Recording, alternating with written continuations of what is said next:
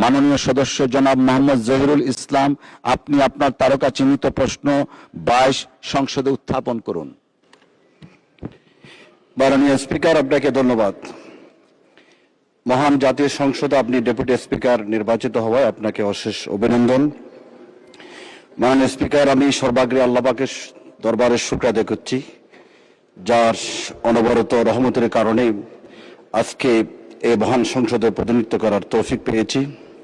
সাথে সাথে আমার প্রিয় জনপদ সংসদ এলাকা চট্টগ্রাম 16 বাসখালীর সমস্ত ভোটার এবং জনগণকে আমি কৃতজ্ঞতা স্বীকার করছি, যাদের সমর্থন এবং দোয়ার বদৌলতে আজকে মহান সংসদে তাদের সেবক হিসেবে প্রতিনিধিত্ব করতে পেরেছি। মাননীয় স্পিকার, আমি মোহাম্মদ জহিরুল ইসলাম 293 চট্টগ্রাম 16 এ মহান সংসদে আমার তারকা চিহ্নিত প্রশ্ন 22 উত্থাপন করছি। ধন্যবাদ মাননীয় সদস্য, আপনাকে। তারকা চিহ্নিত প্রশ্ন 22 মহান সংসদে উত্থাপিত হলো। মাননীয় যুব ক্রীড়া প্রতিমন্ত্রী জনাব মোহাম্মদ আমিনুল হক। ধন্যবাদ মাননীয় স্পিকার এবং ধন্যবাদ মাননীয় সংসদ সদস্য।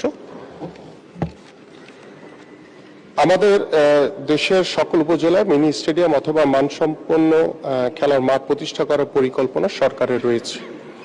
উপজেলা পর্যায়ে মিনি স্টেডিয়াম নির্মাণ প্রথম পর্যায়ে প্রকল্পের আওতায় প্রায় 125টি আমরা ইতিমধ্যে স্টেডিয়াম নির্মাণ কাজ সম্পন্ন হয়েছে এবং দ্বিতীয় পর্যায়ে মিনি স্টেডিয়ামের 201টি নির্মাণ কাজ চলমান রয়েছে এবং পর্যায়ক্রমে অবশিষ্ট উপজেলার মিনি স্টেডিয়াম এবং মানসম্পন্ন খেলার মাঠ প্রতিষ্ঠা করার পরিকল্পনা ইতিমধ্যে আমাদের রয়েছে এবং আমাদের নির্বাচন ইশতেহারেই আমরা খেলাধুলাকে এবং খেলার মাঠকে সংরক্ষণ করার জন্য খেলাধুলাকে সর্বোচ্চ গুরুত্ব দেওয়ার মাধ্যমে আমরা খেলার মাঠ যাতে সংরক্ষণ করতে পারি সেই পরিকল্পনা আমাদের সরকারের রয়েছে। ধন্যবাদ মাননীয় স্পিকার। ধন্যবাদ মাননীয় প্রতিমন্ত্রী, আপনাকে। মাননীয় সংসদ সদস্য জনাব জহিরুল ইসলাম একটি সম্পূরক প্রশ্ন করতে পারেন। স্পিকার, আপনাকে ধন্যবাদ। আবার নির্বাচনী এলাকা হচ্ছে চট্টগ্রাম 16 বাসখালী, দক্ষিণ চট্টগ্রামের কক্সবাজারের সীমান্তবর্তী এলাকা, যেখানে পাহাড়ি ঢল এবং আমাদের জলোচ্ছ্বাস ঘূর্ণিঝড়ে বারবার আক্রান্ত হয়। আমি মাননীয় মন্ত্রী মহোদয়ের কাছে আমি প্রশ্ন উত্থাপন করতে চাই, স্বাধীনতার পরবর্তী এই দীর্ঘ পিরিয়ডে এই বিশাল জনবহুল একটি এলাকায় মিনি স্টেডিয়াম বলি, মানসম্মত খেলার মাঠ বলি, কোন উন্নত মানের খেলার মাঠ এ পর্যন্ত স্থাপিত হয় নাই।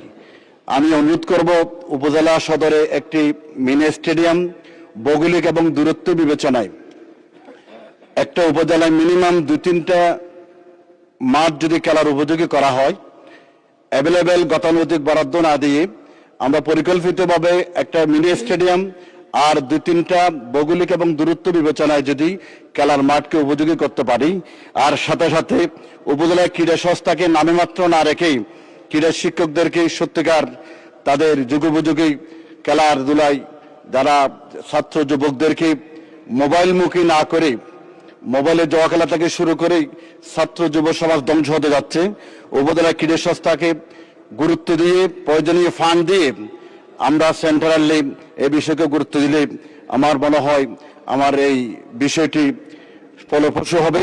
আমি অনুরোধ করব, আমি প্রশ্ন উত্থাপন করছি, উপজেলা লেভেলে একটা মিনি স্টেডিয়াম আর দূরত্ব বিবেচনায় মিনিমাম 3টাতে আমরা মানসম্মত খেলার মাঠ স্থাপন করার কোনো পরিকল্পনা আছে কিনা। মাননীয় প্রতিমন্ত্রী, তার আগে মাননীয় সংসদ সদস্য, আপনারা যারা কোশ্চেন করবেন আমরা স্টেটমেন্ট না করে সরাসরি কোশ্চেনে চলে যেতে চাই, টাইমটাকে আমরা ইউজ করতে চাই। মাননীয় প্রতিমন্ত্রী। ধন্যবাদ মাননীয় স্পিকার এবং আমি ধন্যবাদ জানাচ্ছি আবারও আমাদের মাননীয় সংসদ সদস্যকে।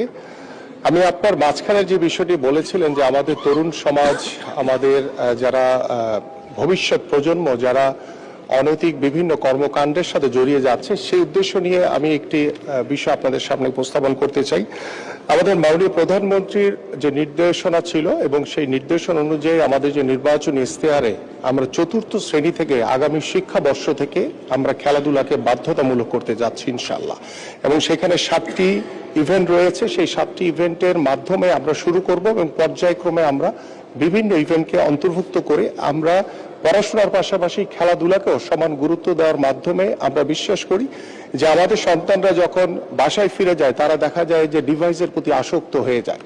আমরা সেই খেলাধুলাকে বাধ্যতামূলক করার মাধ্যমে মাননীয় স্পিকার আমরা তাদেরকে খেলার মাঠে রাখতে চাই এবং খেলার মাঠে রাখার মাধ্যমে আমরা বিশ্বাস করি তারা বাংলা, ইংলিশ বা অন্যান্য সাবজেক্টে যেভাবে পাশ করবে ঠিক খেলায় সেই থিওরিক্যাল এবং পাশাপাশি আমাদের প্র্যাকটিক্যাল মাঠে থাকার মাধ্যমে তারা সেই পরীক্ষায় উত্তীর্ণ হবে। তাহলে আমরা একটি সুস্থ জাতি গড়ে তুলতে পারবো, পাশাপাশি আমরা একটি মাদক মুক্ত সমাজ গড়ার জন্য যে লক্ষ্য নিয়ে কাজ করছি সেটা পরিপূর্ণভাবে প্রতিষ্ঠিত করতে পারবো। পাশাপাশি আপনি যে বিষয়টি বলেছেন যে আপনার উপজেলায় বা সদরে যে স্টেডিয়ামের বিষয়টি, আমরা খেলার মাঠকে সর্বোচ্চ গুরুত্ব দিচ্ছি এবং খেলার মাঠ যেখানে আমরা খালি জায়গা পাবো, বিগত সময় দেখেছি যেখানেই খালি জায়গা ছিল সেখানে স্থাপনা তৈরি হয়েছে। আর আমাদের মাননীয় প্রধানমন্ত্রী নির্দেশনা রয়েছে যে যেখানেই খালি জায়গা পাবো আমরা সেখানে মাঠ তৈরি হবে যাতে আমাদের এলাকার সন্তানরা যাতে খেলতে পারে। সো আপনি স্পেসিফিক আমার প্রত্যেকটি উপজেলাতেই আমাদের মিনি স্টেডিয়াম নির্মাণের পরিকল্পনা ইতিমধ্যে কার্যক্রম চলমান রয়েছে। আপনার স্টেডিয়ামটি আমি দেখে পরবর্তীতে বলতে পারবো যে এটি আমাদের দ্বিতীয় পর্যায়ে রয়েছে নাকি থার্ড পর্যায়ে রয়েছে। সো দ্যাট আপনাদের আমি সকলকে আশ্বস্ত করতে চাই যে প্রত্যেকটি উপজেলায় 495টি উপজেলাতেই খেলার মাঠ সুন্দরভাবে প্রতিষ্ঠিত করা হবে। ধন্যবাদ মাননীয় স্পিকার।